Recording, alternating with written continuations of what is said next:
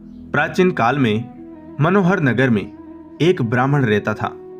वह ब्राह्मण भगवती जगदम्बा का भक्त था। नित्य प्रति मां जगदम्बा की पूजा अर्चना करता था। उस ब्राह्मण की अति संस्कारवान तथा सुंदर सुमति नाम की कन्या थी। जब ब्राह्मण दुर्गा मां की पूजा कर हवन करता तो वह कन्या वहां उपस्थित रहती थी। एक दिन वह कन्या अपनी सहेलियों के साथ खेलती हुई पूजा में उपस्थित होना भूल गई। अपनी कन्या द्वारा की गई इस गलती से ब्राह्मण को उस पर क्रोध आया। क्रोध करते हुए उसने अपनी कन्या से कहा कि आज तूने भगवती का पूजन नहीं किया, मैं तुम पर रुष्ट हूं। अब मैं तुम्हारा विवाह किसी कुष्ठ रोगी या दरिद्र व्यक्ति से करूंगा। पिता द्वारा कहे गए इन शब्दों से सुमति आहत हो गई और अपने पिता से बोली कि मैं आपकी कन्या हूं, हर प्रकार से मैं आपके अधीन हूं। जिससे आपकी इच्छा हो मेरा विवाह उसी से कर देना, पर मुझे वही मिलेगा जो मेरे भाग्य में लिखा होगा। मुझे यह पूर्णतः विश्वास है। जैसे अग्नि में घी डालने से अग्नि अत्यधिक प्रज्वलित होती है, उसी तरह पुत्री द्वारा कहे गए इन वचनों से वह ब्राह्मण और अधिक क्रोधित हो गया और क्रोध की अग्नि में जलते हुए उसने अपनी कन्या का विवाह एक कुष्ठ रोगी से कर दिया और उसे विदा करते हुए बोला, हे पुत्री, अब तुम अपना कर्म फल भोगो। देखते हैं भाग्य के भरोसे रहकर तुम क्या करती हो। वह कन्या ऐसा पति पाकर दुखी थी, लेकिन उसने सोचा कि भाग्य के लिखे को कोई नहीं मिटा सकता। ऐसा सोचकर वह अपने पति के साथ वन में चली गई। वो रात्रि उन दोनों ने बहुत कष्ट से व्यतीत करी। सुमति की ऐसी दशा देखकर मां भगवती वहां प्रकट हुई और बोली, पुत्री, मैं तुम पर प्रसन्न हूं। तुम जो चाहे मुझसे मांग सकती हो।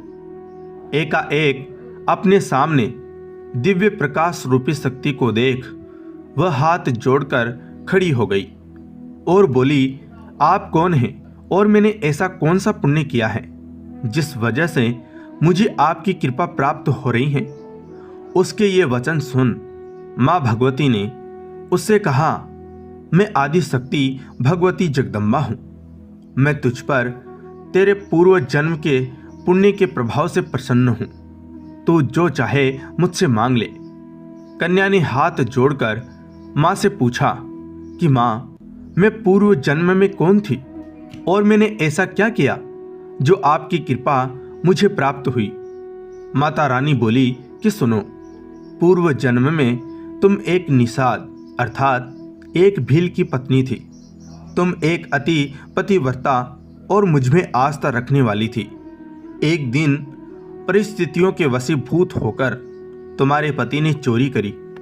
चोरी करने के कारण राजा के सैनिक उसके साथ साथ तुम्हें भी ले गए और ले जाकर कारागार में डाल दिया। वहां तुम दोनों 9 दिनों तक रहे। वहां ना तुमने भोजन किया और न जल ग्रहण किया। वह समय मेरे नवरात्रों का था और तुम पूरे 9 दिनों तक मेरी आराधना करती रही। कुछ भी ना खाने पीने के कारण तुम्हारे द्वारा मेरा व्रत हो गया।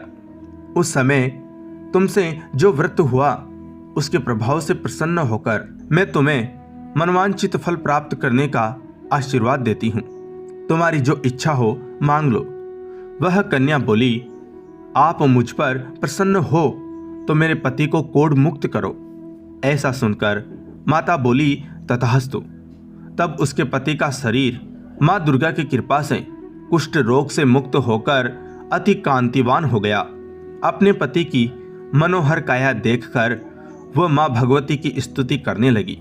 हे मां, आपने मेरा उद्धार किया है।